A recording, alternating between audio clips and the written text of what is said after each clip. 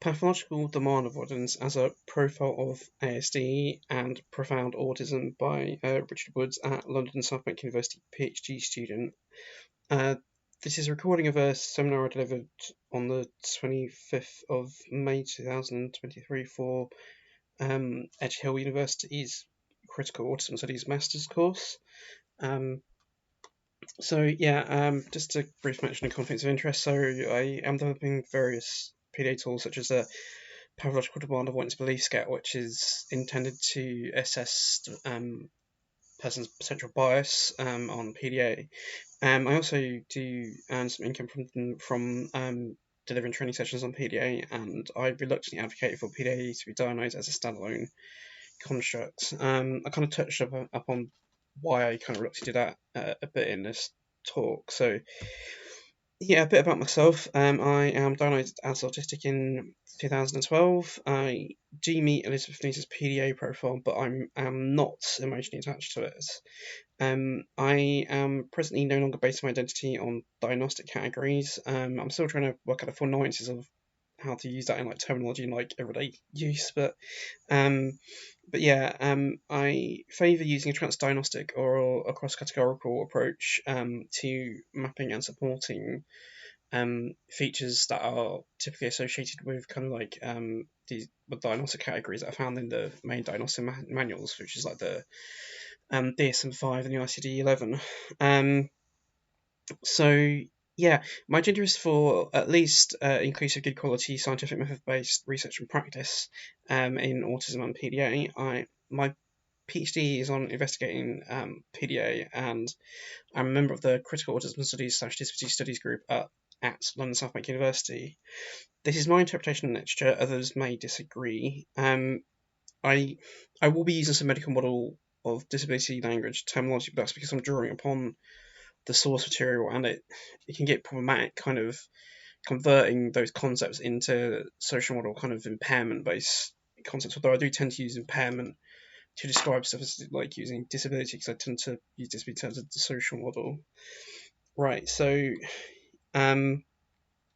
so the topics that I cover in this talk are the purpose of diagnoses and autism subgroups, how profound autism and PDA Profile of ASD are kind of defined and conceptualized, kind of pertinent critique of both these kind of constructs and categories, also how like PDA Profile of ASD and profound autism relate to kind of self-advocacy, and then kind of evaluating the PDA strategies. So moving on, it's just a brief kind of task which I'm going to ask people to do often, which is I just ask, is this person autistic? So there are there's a list of traits. So they have unique talents such as role play, kind of a preference for stability, e.g. like has best friends or routines, kind of sensory sensitivities like, for example, cannot wear certain clothes or find certain sounds painful. They like to have friends, kind of they have perfectionism, so they will not stop until their work is kind of perfect. They avoid making eye contact. They have high anxiety, kind of restricted range of interests, kind of social awkwardness. How they when they were younger had speech delay, so they only spoke after being like after 4 years old, and they are also clumsy. So I'll kind of let you kind of work out if this person's autistic or not, and it is just a fictional case study. So moving on. So I asked kind of people like what's the purpose of diagnosis of a mental disorder. People kind of have their own kind of views on this and different arguments around it, but the kind of core purposes which are often given for people is a kind of Phil Christian makes around PDA. He would say the purpose of diagnosis is to better understand and make sense of individuals, and to use understanding to help formulate more effective kind of forms of intervention and provision. So the next quote is taken from the DSM-5 from the front of it.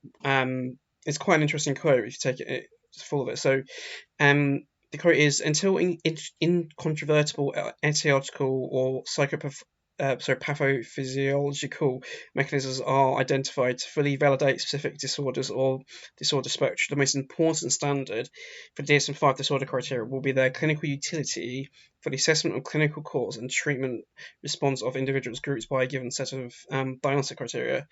So what that is saying is basically how post-attribute with these kind of categories present over lifespan, and how people attribute with these kind of categories kind of respond to various kind of interventions or kind of drugs or and that kind of stuff. So yes. So I then ask people like, what are their views on autism subgroups? Like, do you think they're good? Do you think they're bad? And I kind of think quite open, so I'm not kind of biasing on it. But yeah, the reason for this is because obviously the talk is based on two proposed autism subgroups. But I will kind of give critique of subgroups as part of critiquing PDA Profile of ASD and profound autism. So yeah, so the rationale kind of given for autism subgroups is relatively similar for both profound autism and PDA Profile of ASD. It's quite interesting to compare them. So the first 5 given are from profound autism. So it's like it's to argue that those with profound autism have different support needs to kind of other autistic persons, and it's also to allow like clinical communities and kind of the research community to prioritise research to support the needs of those with profound autism over those with kind of high functioning autism. I mean, I should point out, if I'm using kind of like outdated terms like high functioning autism, it's because of people who are using them, or I'm discussing to critique them. It's not that I think that high functioning autism kind of should be used. So yeah, it's also to kind of prioritise research funding for those kind of groups. And there's also been an argument made by Alison Singer around that they've argued that they think that autism as a category has expanded too far, so they're trying to use profound autism to split the autism spectrum disorder into two categories essentially, which is a different approach to kind of. I'll talk about some of the underlying assumptions between the two proposed subtypes later, but yeah, the reasons for like PDA being a thing as a kind of profile of autism as put forward by Phil Christie is to allow for kind of strategic planning and kind of services and resource allocation for comparison of research findings and to, I said, enable access to certain resources, which is kind of also similar to arguments been made for profound autism, and also to better understand the child and young person. So I asked people like what are their thoughts if I showed them this diagram. So this is a diagram used to kind of explain how you can conceptualize PDA as a kind of profile of autism in relation towards the stereotypical kind of linear spectrum of autism, which a lot of people should be familiar with, but we shouldn't be using anymore. Because like function labels are quite poor. So what you have here is the red top of this diagram is basically the stereotypical autism spectrum. So you have Canada's on the left and Asperger's or high functioning on the right.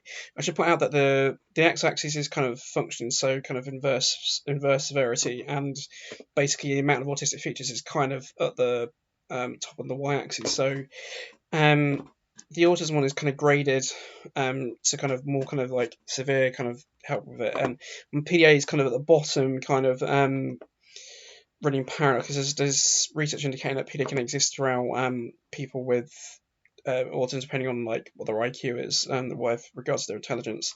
But also there's an issue of how the research indicates that PDA is seen outside of autism, so that explains it. But the purpose is to basically get people to critique functioning labels and functioning kind of just the old kind of spectrum kind of concept, which is quite outdated and a lot of people dislike.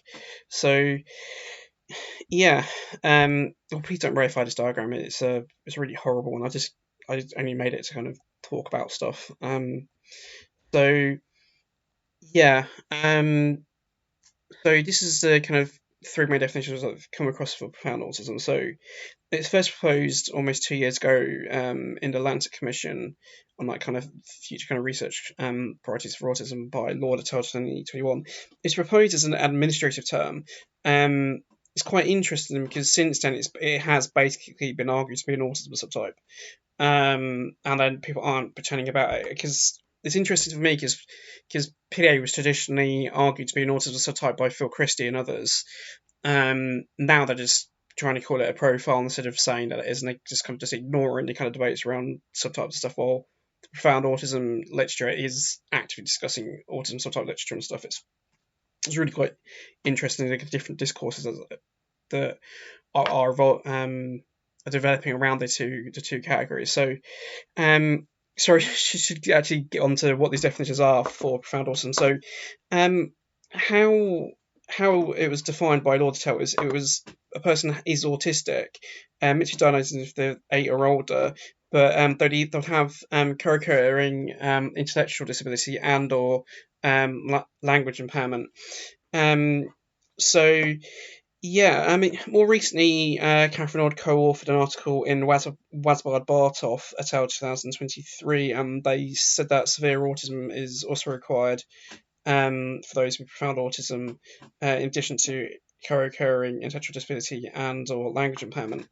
There was a call for kind of there was a funding opportunity for research into profound autism by the Autism Science Foundation that happened about last year, about 12 months ago. I think the funding bids have been allocated already, but it's only like small, like $30,000, I think it was, available for funding opportunities. But they said that they had quite an inclusive definition of what was profound autism. So they had the previous kind of bits into it here, like it must have intellectual disability and or language impairment, and people must have because profound autism is meant to be used with those who require 24-hour support, and it's meant to be used for autistic people who cannot advocate for themselves, but we'll kind of discuss that issue later. But they also added, the Autism Science Foundation also added to include research on severe and challenging behaviours, including self-injury, aggression, irritability, and research focused on children under 8. This is interesting because if you consider aspects of a PDA profile of autism, it has like rapid mood changes and various violent acts and kind of challenging behaviours kind of built into PDA clinical description. So you can argue that the PDA Profile of Autism is covered within this Autism Science Foundation definition of profound autism. Yeah. Moving on. So this is the main discourse for Pathological Demand-Avoidance Profile of Autism. It's originally pervasive developmental disorder. It's now meant to be a rare autism profile subgroup or subtype, depending on how you want to define it and call it. But it's essentially the same.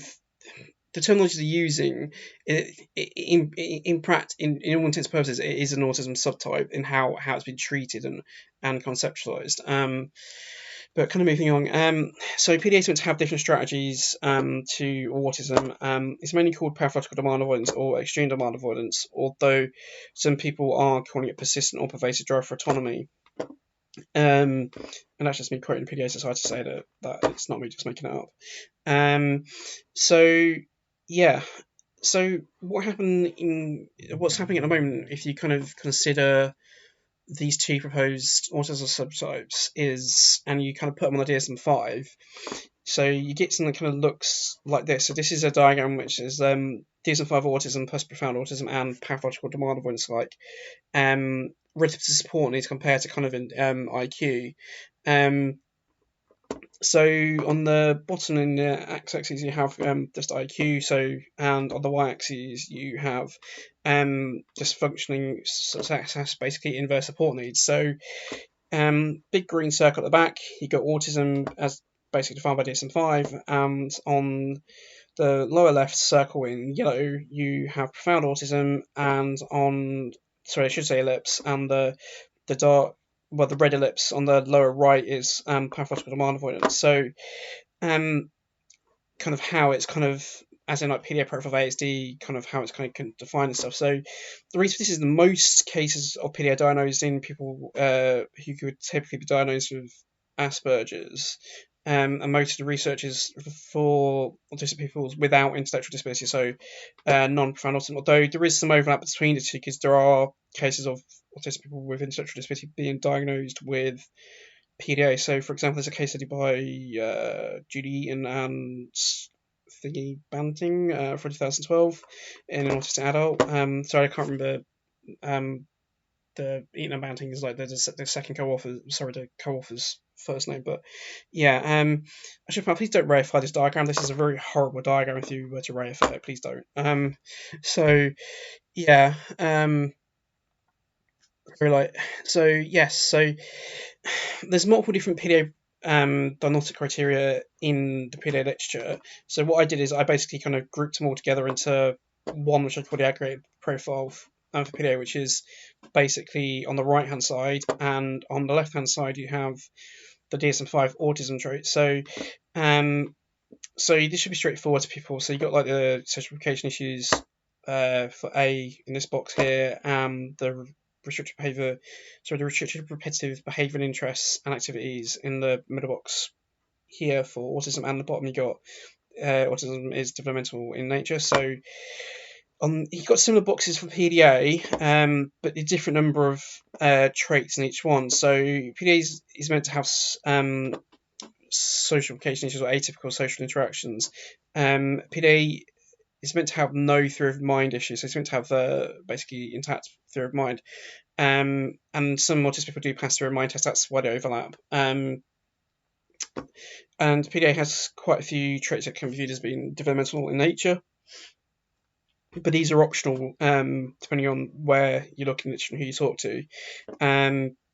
But they also overlap kind of autism features, because one of the problems with PDA is features are not specific, so they are quite common. So there's a risk of confirmation bias happening with people saying that PDA is from early infancy. But yeah, the main features around PDA, from my perspective, are the anxiety-based, restrictive, repetitive behaviours and interests. So that's kind of like they come through role-playing pretend, which we've done as a coping mechanism from kind of stress or kind of adverse situations from kind of demands.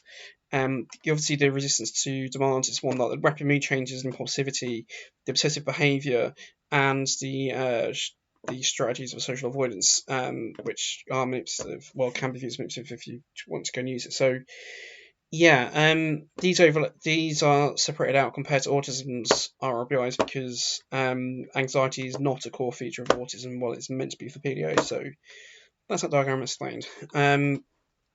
More recently, the logic behind PDA being autism is that basically the PDA Profile of ASD proponents are arguing that that autism has expanded to include PDA features. This is a different axiom to profound autism, where they are intrinsically using co-occurring difficulties to define it. PDA Profile of Autism has basically the opposite of that. They're saying that autism has expanded so much to include PDA features. What you get if you do that is you if you assume that that's true, you basically the PDA features will exist as a continuum, or as a series of continuums throughout the autistic population. So these are a list of kind of PDA features here, and you can see the kind of these lines, red and green lines, which represent the kind of the spectra or continua, depending on how you want to define and model the lines that represent seen throughout the autistic population. So you've got kind of PDA Profile of Autism on the left, and then you got kind of what people would within the kind of PDA discourse like classic or more straightforward autism. Both these terms are quite horrible and bad, why they kind of put in quotation marks. But so the red ends of the kind of continuum are kind of meant to be impaired or are more problematic, and the green ends are meant to be kind of less impaired or kind of or non-impaired, so they're basically not a problem. So it's quite interesting because you can features kind of anxiety, avoidance of order demands, the bullying, harassment, lying, stalking, kind of go through into positivity to kind of theory of mind issues, and yeah, I mean, I have issues with assuming that all these are autism, because I just think they're probably co-occurring features that are being reattributed to autism, and basically autism looks something similar to that. Not exactly, because I obviously don't think that ABA is effectively gold standard for autistic people. I agree. So yeah, again, please do not reify this or take it literally. It's just a discussion to the diagram is native discussion. So yes. This is kind of PDA Profile as a current difficulty. The reason why I got this is because I am confident that profound autism advocates will appropriate PDA Profile of Autism at some point. And I'll kind of touch upon why later.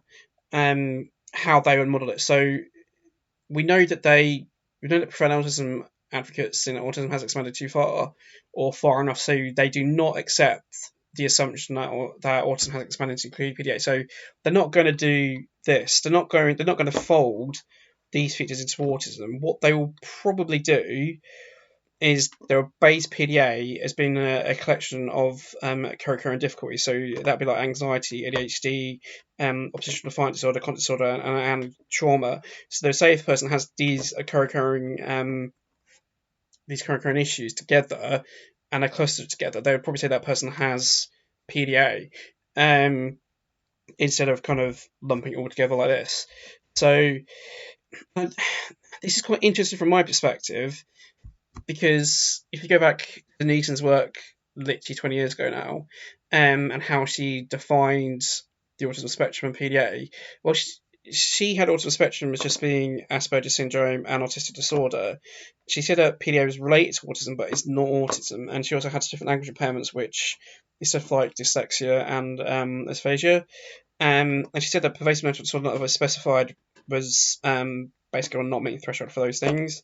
And that was not autism. And this is quite interesting because this is not how pervasive mental disorders were actually kind of conceptualized within kind of mainstream kind of clinical practice. So if you go down to here, so this is reflecting how the pervasive mental disorders were kind of conceptualized within the DSM-4, which is getting on for like 30 years ago. It came out in 1994.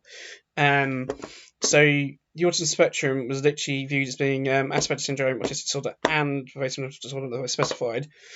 That's actually quite important because basically, I'll touch upon that later. And also, the DSM-4 had Rett syndrome and triad disintegrative disorder as being two other pervasive mental disorders, but they were not considered part of the autism spectrum, which is really quite interesting how it's different. Because to me, if I'm correct, that profound autism advocates will basically model PDA around a person having these kind of co-occurring things. It's very much basically kind of like going back to kind of Newton's thinking that like PDA is not autism and stuff. But moving on, I just asked kind of people like, are there any issues with PDA Profile of Autism and/or Preferred Autism? I'm going to move on to kind of talk about what I consider to be kind of pertinent and critique. This is not all the critique I think relevant. It's just the kind of more important parts. From my understanding, basically all attempts to divide autism have basically failed for either biomarker or behavioural kind of approaches. So that's a very, very, very, very, very large body of evidence. I mean,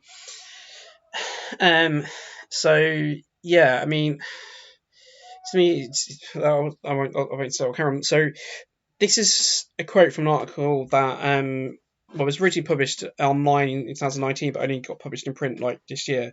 So this can discuss reasons why it's incredibly problematic in trying to successfully divide autism. So reasons for this include one, that persons with autism frequently transition between autism subtypes as they kind of grow across lifespan and different situations, and it can be exceedingly challenging marking the boundaries between subtypes. And considering the concept of kind of spiky profiles in the autistic population, i.e. atypical development trajectories compared to age-matched non-autistic peers, what this one says is that autistic people's spiky profiles is even more uneven compared to non-autistic people's, and that we can often have areas of really high capabilities in some situations and really low capabilities in kind of other situations and other domains and areas. So, and this point is also quite interesting that also autistic people can have the different responses to do the same task on the same day. So, which itself is actually really quite interesting to consider.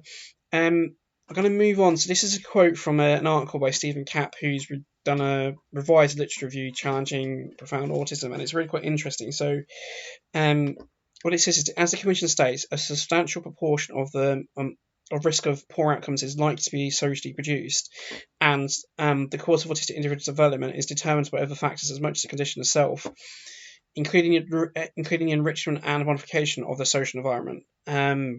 Which is quite interesting to say. So they're saying how person's autism presents across the lifespan is affected by the opportunities and how they're treated and everything else. So as much as they're kind of predisposition that we're kind of born with being autistic, and I think that's really quite important if you kind of assume that PDA, for example, has to be from early infancy. What this tells us is that people should be able to transition into PDA throughout lifespan. Yeah. A kind of another quote from the Stephen Kapp article. It's a really good article to encourage everyone to read it, and it is open access. So, even researchers who have championed the idea of multiple autisms and described the need to take autism apart have abandoned this fruitless quest to instead call for identifying features that are shared between multiple diagnostic categories. I agree with Stephen Kapp. I think it's blatantly bonkers to try and subgroup autism. I think that the people who are claiming autism subgroups, they need to have either a very large body of evidence that's comparable to the evidence that says that autism can be subgrouped, and or something exceedingly good quality. And neither kind of profound autism or PDA Profile of Autism have anything close to that. Kind of moving on to the next quote, and this is by Francesca Happe, and she was a member of the committee that designed the Autism for Autism criteria. And she's kind of talking about how the kind of their intent behind the Autism for Autism criteria. So our aim in proposing a new autism diagnosis is to stop trying to carve meatloaf at the joints and instead recognise the essential shared features of autism spectrum while attempting to individualise diagnosis through dimensional descriptors. So this is telling us that you're not even meant to be trying to divide autism using DSM-5. So this raises questions over, for example, research by health psychology on PDA Profile of Autism and how they are creating their subgroup and how they're using DSM-5 criteria.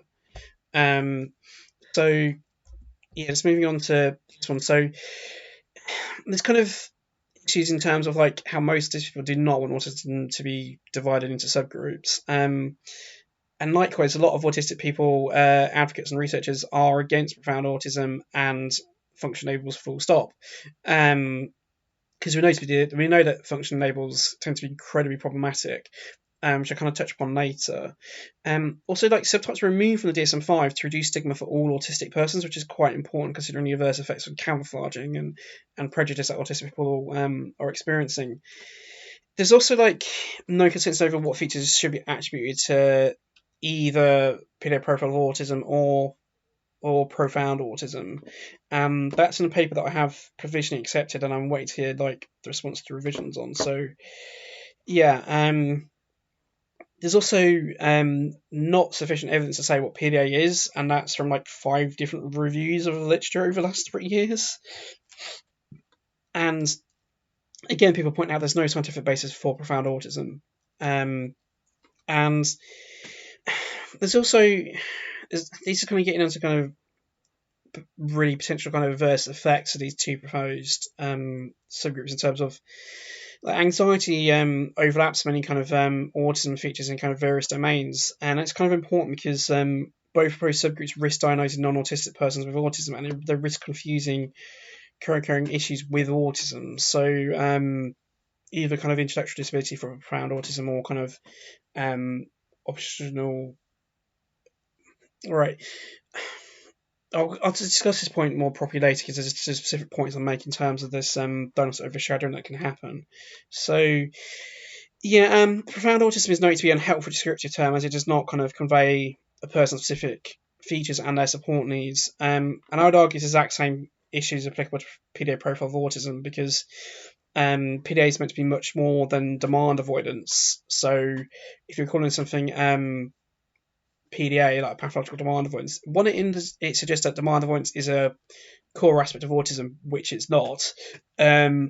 it also suggests, it also kind of misses out the kind of apparent other features that PDA is meant to have, like social communication issues. I should point out that I'm quite skeptical that PDA intrinsically has social communication issues, but that's a topic of a different video, which I do have.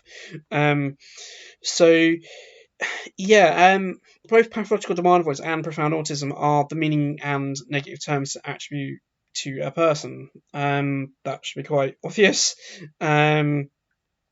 So yeah, this is just a quick trigger warning. This is talking about kind of effects of PDA Profile of ASD and profound autism on other autistic. So this is trigger warning for like preventable autistic deaths through diagnostic overshadowing and suicide and filicide. So yes, so this is a quote from the 2015 England Autism Strategy, and it says that this is particularly important for some people with autism, including those with Asperger's syndrome, who may face very significant challenges in their everyday life despite having average above average IQ. So this is telling us that function labels are problematic in that you should not assume someone being diagnosed with kind of high functioning that they have minimal support needs. This should not be the case. So yeah, I should point out that Stephen Cat kind of makes a really good point around we shouldn't be using functioning kind of categories or kind of the support level specifiers to judge like actual people's support needs. I'm talking about the DSM-5 autism criteria kind of levels of support. Shouldn't be used to kind of qualify people for support. Yeah, going back onto the slide and trying to stay on topic here. So yeah, so it seems that autistic persons not attributed with either of these proposed subgroups will often have their difficulties dismissed due to misconception it is kind of mild autism or it's not autism at all. And this is kind of gets to kind of conflating kind of like demand avoidance being autism or not. But it's kind of worse than that as well, because if you consider like behaviors that are associated with people when they're stressed and they kind of and they try to self-advocate, they will often be interpreted as being kind of demand avoidance, and I'll kind of touch upon this later. But there are case studies out there of autistic people's physical ill health symptoms being interpreted as features of autism, and therefore these people die because they don't get appropriate medical support and medical treatment. So there's also issues in terms of the autistic population generally is, well, its general well-being and mental health is just appalling. We know this through like the high co-occurring rates for kind of anxiety, depression, etc., the high suicidal ideation, the high suicide attempts, the high suicide deaths. So if you're these terms, they suggest that people are not disabled enough to warrant having support, either of them. So if you don't have, especially if you're not diagnosed with like profound autism, for example, it suggests that you're not sufficiently impaired to warrant having support. It's the same thing with PDA. Like the literally advocates of profound PDA profile autism that they're advocating to warrant giving people certain support and services. What this means is that if an autistic person does not have any of either of these two proposed subtypes, it risks stripping them of support, and the amount of support the autistic population get is really limited anyway, because of the general distress that the population's in. I mean, the autistic suicide rate is stupidly high. It's meant to be one of the highest of any demographic. It's ridiculously high. And what will happen is, if these two terms, well, do I make that blunt? I mean, it probably will lead to more autistic people dying, just because more of us are doing more suicide attempts due to more of us not receiving suitable support. There's also an issue in terms of there are instances of caregivers killing their autistic children due to negative discourse around autism. So in these cases where filicide happens, the caregivers basically hate and are scared of the autism, and they just want to get rid of the autism, so they will kill the child to get rid of the autism. There's already at least one instance of where a caregiver in Ireland murdered their like 3 or 4 year old son because they came across PDA and they just became overwhelmed by the discourse around PDA, because PDA is described as a really debilitating thing, which like normal autism strategies don't work. You need to have specific approaches to PDA, and it's really a really kind of tragic and really uncomfortable kind of story to read if you read the news report article on it. So these two proposed subgroups are likely to contribute to avoidable deaths of autistic people. So kind of moving on to kind of advocacy and the effects that kind of both these proposed subgroups have on that. So I asked kind of the people on the talk yesterday, like what do these features indicate about a person's like present situation? So these are 3 items from three different tools for PDA. So this first one is I complain about illness or physical incapacity to avoid a request or demand. That's from the Extreme Demand-Avoidance questionnaire in adults. And the next one is attempts to negotiate better terms with adults. That is from that is from the Extreme Demand-Avoidance questionnaire, which is for use. It's an observer-rated tool, primarily used by caregivers, for use for research purposes or screening of PDA. And down the bottom is apparent image behaviour. Is from the 11 revised PDA Disco questions. So the Disco is a semi-structured interview sold by National Autistic Society to help diagnose autistic people. So there's a couple of comments in the bottom 2. Is if these were seen in non-autistic people, they would kind of be seen as being virtues. But the context in which I'm trying to give them is that, especially the top one, for example, if you are feeling uncomfortable, if you're distressed and or stressed, you will tend to kind of to exhibit these kind of features or behaviours to get out of the situation that is causing you that being uncomfortable, or making you feel that distressed, basically. What I'm trying to say is that PDA Profile of Autism intrinsically pathologizes a person's self-advocacy. And this is a point that was made really well by Alison Moore in her 2020 article on PDA, but her work is built on the work by Damien Milton and myself. That kind of PDA Profile of Autism represents pathologizing autistic advocacy. And kind of, this is a quote from the Stephen Kapp article that came out this year on profound autism, and it's a quote talking about the actions advocacy from non-speaking autistic. So he's particularly talking about the late male bags here. But yeah, so when people generally said to be incapable of communication find ways of making clear what they do and do not want through means other than words, this is self-advocacy. Baggs clarified that self-advocacy includes what some refer to as behavioural problems in response to abuse or violence against them. And this is what I'm trying to get at, is that behaviours people use to assert self-agency and to advocate for themselves are being pathologized in PDA Profile of Autism, but they can also be ignored by profound autism, because the point about profound autism, one of the purposes of profound autism is meant to be for those who cannot self-advocate. And I'm going to touch a bit more on this later, but I need to talk a bit more about PDA Profile of Autism first. So yeah, PDA contains many unpleasant kind of criminal behaviours which kind of requires intent to kind of commit them. So this is stuff I kind of mentioned earlier, stuff like bullying, various acts of violence, kind of harassment, stalking, kind of lying, stealing, and other bits and pieces. And they're quite prominent in kind of clinical tools and screening tools of PDA. There's some empirical research, I think it's only cross-sectional, that indicates that PDA predicts stalking behaviour, but autistic traits do not. And there's some research into PDA theory of mind which showed that I think this is also cross-sectional research that showed that PDA is not predicted by theory of mind deficit, but autism is. And so the social avoidance features of PDA, they are described as manipulative originally like 20, 30 years ago. More recently, PDA Profile of Autism supporters are trying to call it strategic, but I would point out that if something is strategic, it's part of a strategy. If something's done as a strategy, that's part of a plan, and it's therefore deliberate. So if you call it something strategic, it denotes that behaviour is being done with intent. So the reason I mention this is because I'm really sceptical of PDA intrinsically has social implication issues.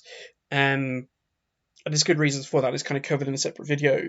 But the profound autism lobby are claiming that basically neurodiversity supporters are harassing them, and they're also claiming that neurodiversity supporters are harassing any autism researcher who is using ableist language or non-neutral language, or basically pathological medical model based language to describe autism.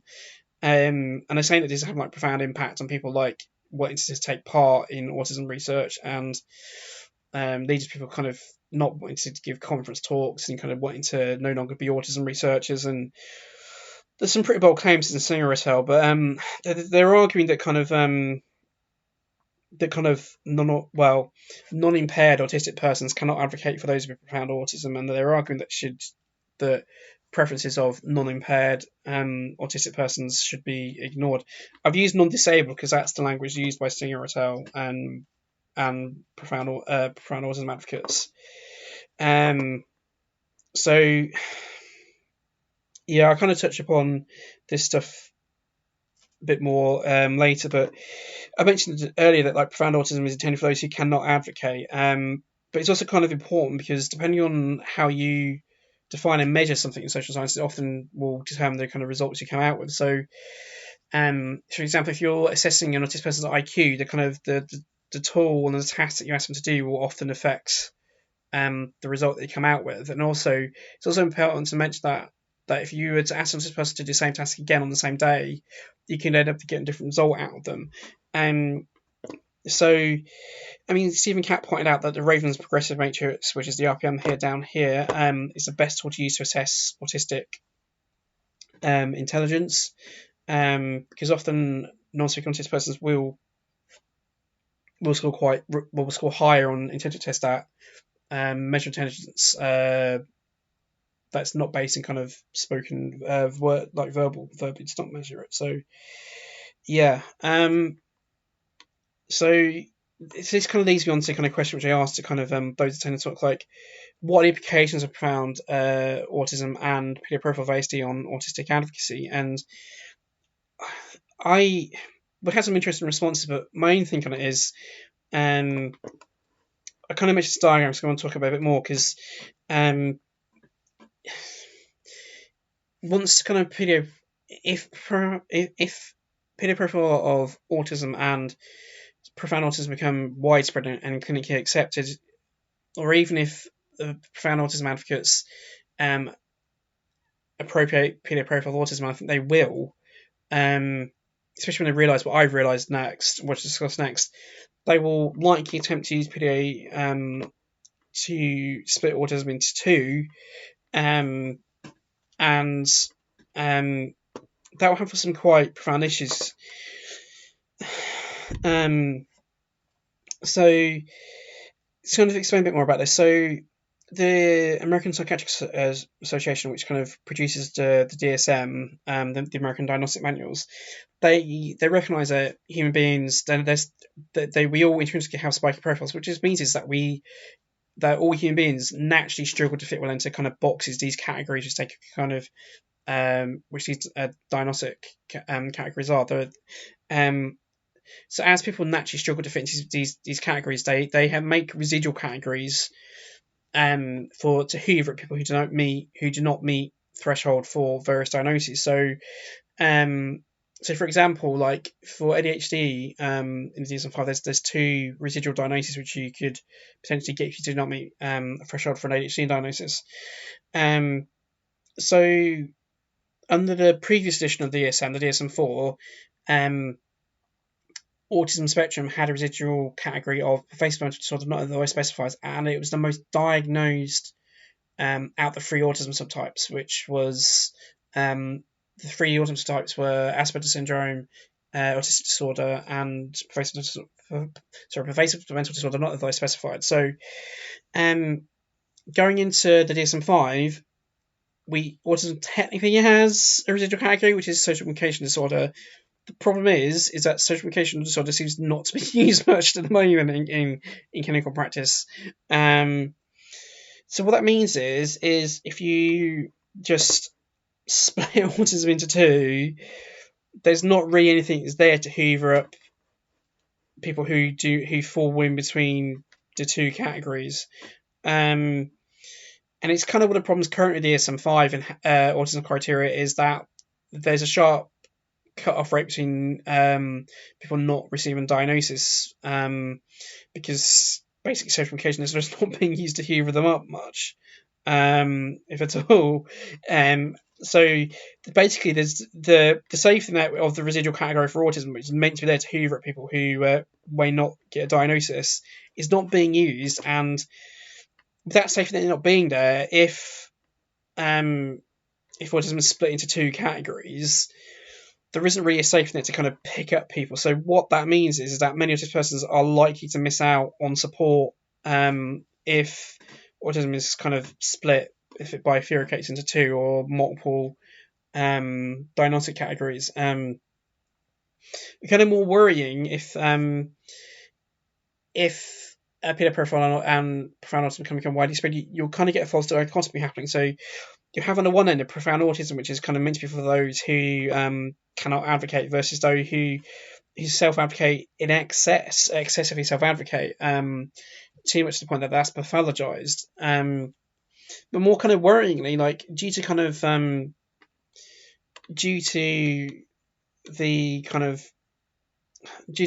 behaviours and unpleasant behaviours kind of associated with PDA, and the claims being made by the profound autism lobby advocates, once they kind of seriously engage with PDA Profile of ASD, I think they will appropriate it, because they can use PDA Profile of Autism to basically minimise and silence autistic opposition to profound autism and other potential subgroups of autism. It's really quite scary, because you can do it outside of academic kind of discourse. You can do it in real life, because it really is quite concerning and scary to me. Like this potential eventuality, and it is easily predictable, even to someone who's meant to have fear of mind issues and empathy issues. To me, it's a major problem, and it's something we should be worried about. And so, yeah, kind of moving on. I'm going to move this last section of talk, by the way. So we're moving on to like PDA strategies, critiquing them. So, this is like a generic task. Aspects to list their strategies and that I think are just generic good practice. So, for example, like allowing someone time to kind of process information, and I'd ask them to kind of compare them to PDA strategies. So this is PDA strategies that are listed by the Autism Education Trust a few years ago. So that includes like specific key work, interest, relationship, being flexible and adaptable, indirect praise, by letting things go, like negotiating by providing like 2-3 choices, like having positive relations with them, like thinking aloud, using tone of voice, treating anger as communication, kind of using humour, like using role-play novelty in various materials and like visual communication methods. I asked people to compare the list to either this or the PDA Society's Panda demographic. So this infographic has stands for PANDA, which is an acronym for like pick battles, kind of anxiety management, negotiation, collaboration, or disguise and manage demands and adaptation. So that includes like minimizing rules, enable some choice, like could explain reasons, accept that some things can't be done, try to use human distractions like novelty roleplay, be flexible, have a plan B, and have plenty of time,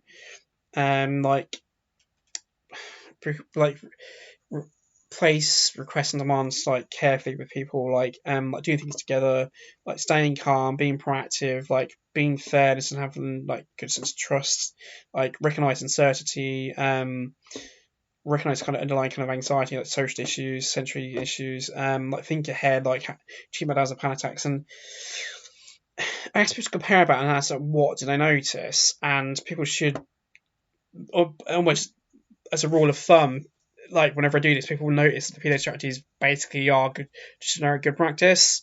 Um, they also tend to recognise they overlap their low arousal approach, and like the cohort I did just yesterday, the Edge Hill University kind of MA Critical Autism Studies course, like they do have some very loose involvement with Studio 3, like in like the cohort receives like Studio 3 like low arousal training, like the foundational one from like at least from my understanding anyway. Um so yeah.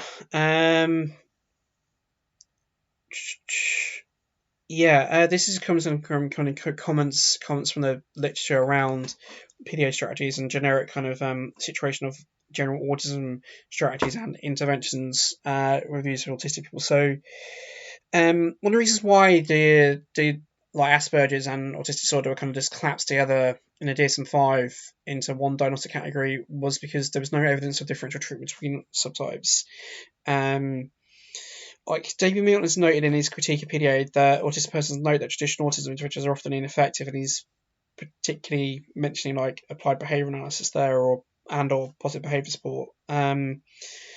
More recently, kind of meta-analysis of early autism interventions has shown that there's no good quality evidence suggesting that they work. That Sandman can tell it's quite an important paper. Kind of Jonathan Green et al. In their response in a letter article pointed out that the interventions and kind of approaches comparable to the PDA strategies have been used with autistic people independently of a PDA diagnosis for years. What they're trying to point out is that people should be receiving the PDA strategies independent of a PDA diagnosis. The next point is kind of slightly more troubling in that last year there was a review of positive behaviour support in the UK which argued that positive behaviour support should not be used with autistic people unless they have intellectual disability. What that means is that positive behaviour support and therefore applied behaviour analysis can be used with those with profound autism. I should also point out that like reinforcement-based approaches should not be used with those with PDA. And by that it's basically meant to mean applied behaviour analysis and or positive behaviour support.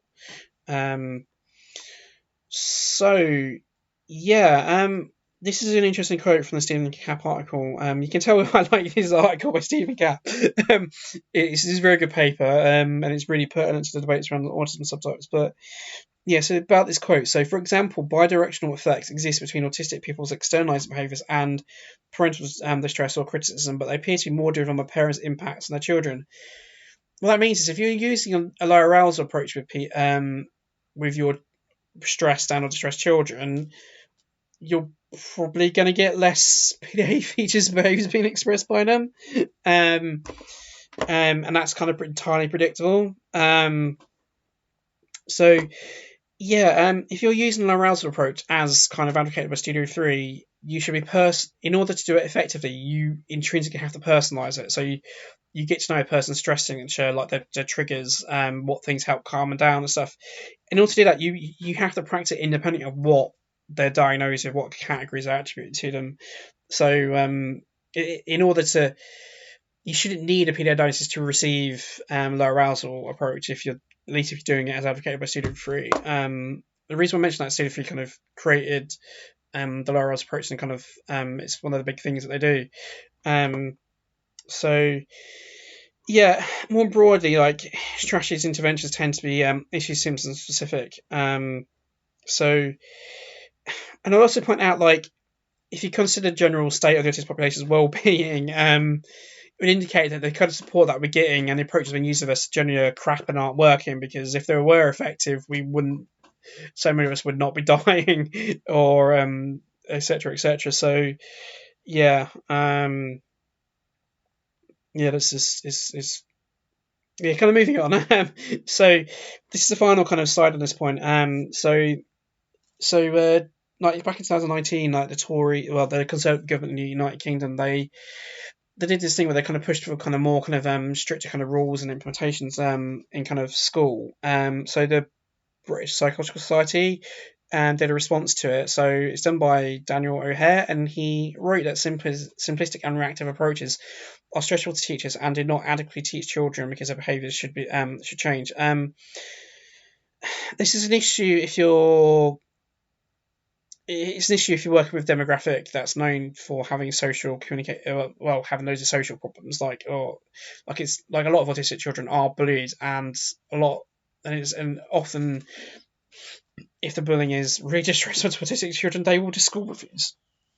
Um, but yeah, so there's a particular quote from O'Hare that I want to quote, which is warm, supportive relationships with adults, a sense of belonging, high expectations, teaching social emotional skills and autonomy are key ingredients to positive behaviour change for young children. So that is basically describing a lot of the PDA stuff. So PDA strategies there. So yeah, this is literally the final question I ended on. I asked people, and I aware this could be a bit controversial, but so within the next couple of weeks, BBC Panorama released a program on their investigation into private assessments for ADHD. It's problematic in the kind of ethics and kind of how the investigation done. Although I personally am okay with them investigating private ADHD assessments, I actually think there is particularly concerning like what they're coming out with. I have issues over how it was done and how it was framed, not necessarily that they're investigating it. But the question I'm actually ended on was: is it reasonable for BBC Panorama to investigate PDA Profile of ASD and/or profound autism? If you follow me on Twitter, you'll probably know my views on this topic in relation was PDA Profile of ASD. But I fully accept that different people have different views on this, and that your own kind of biases and preferences will inform your answer to this. So, for example, yesterday a couple of responses I had was just a very hard no to both of them, which is fair enough. I mean, this is something which there's not really a yes or no to. There should be a nuanced answer here when you kind of justify it. So yeah, into the conclusion. So again, trigger warning because of mentioning like preventable autistic deaths, suicides, and filicide. So,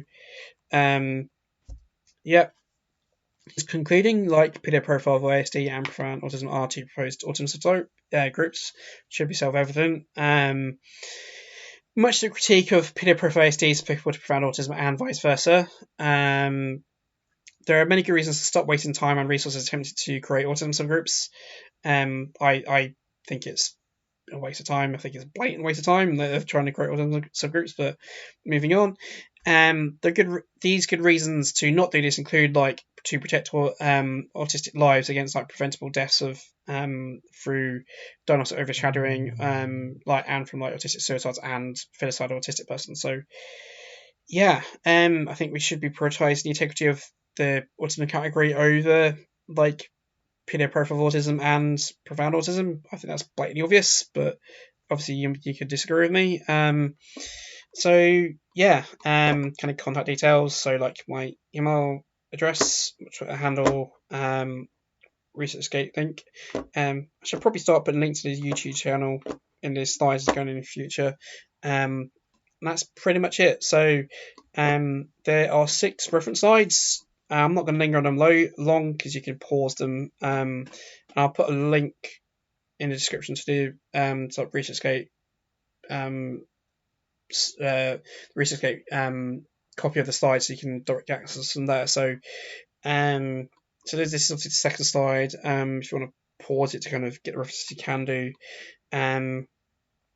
So yeah, that's pretty much the talk done. So yeah, I hope you found it useful. I hope it's been interesting, and I am going to end the recording in a moment.